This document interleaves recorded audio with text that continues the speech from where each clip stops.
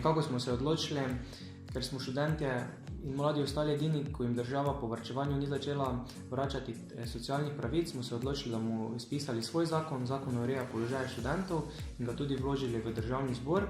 Tako smo tudi nekako naredili in potem je nastala rahla težavica, ko je predsednik državnega zbora bi moral razpisati rok za zbiranje podpisov in bi to zbiranje šlo v parlamentarne počitnice in bi zbirati lahko začeli šele v mesecu septembru, tako da je na svojo pobudo in pač po dogovoru je ta zakon vložil predsednik državnega zbora dr. Miran Brglez kot poslanec in potem je zakon šel skozi pač proceduro v državnem zboru in bil tudi sprejet, tako da 17. novembra tudi začne sam zakon veljati. Z zakonom je bilo sprejetih 5 pomembnih zadev.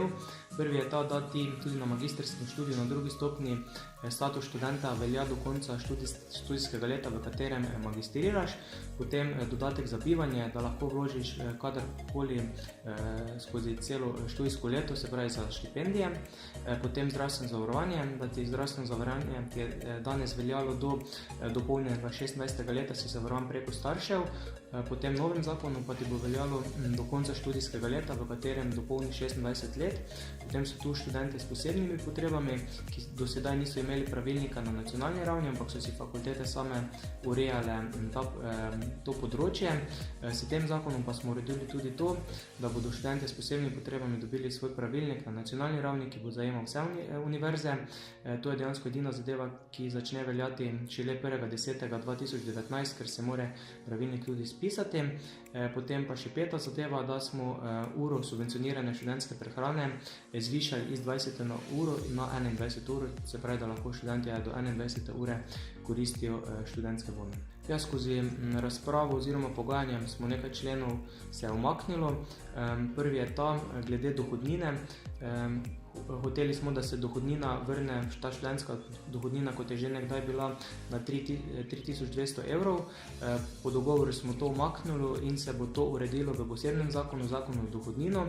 Ni pa nam uspelo doseči glede subvencije za prehrano, ki je danes 2,64, da bi se dvignila, kar bi se morala dvigati, ampak nam nažalost ni uspelo, ter potem, da bi v poletnem mesecu, ko ni subvencionirane prehrane, bilo omogočeno koriščenje subvencionirane prehrane. V prihodnosti bomo tako kot sedaj spremljali pač vsa področja, da ne bi katerokoli ministrstvo ukinilo oziroma zmanjšalo finančno zadevo za svoje področja. Je pa še veliko zadev, na katerih lahko dosežemo še veliko, se pravi predvsem so tu štipendije ter ostali socialni prispevki. Je čisto odvisno od ministrstva in tudi od teme. Lahko rečem, da v zadnjem času kar dobro sodelujemo z vsemi ministrstvi, tako da upam, da bo tudi v prihodnosti tako.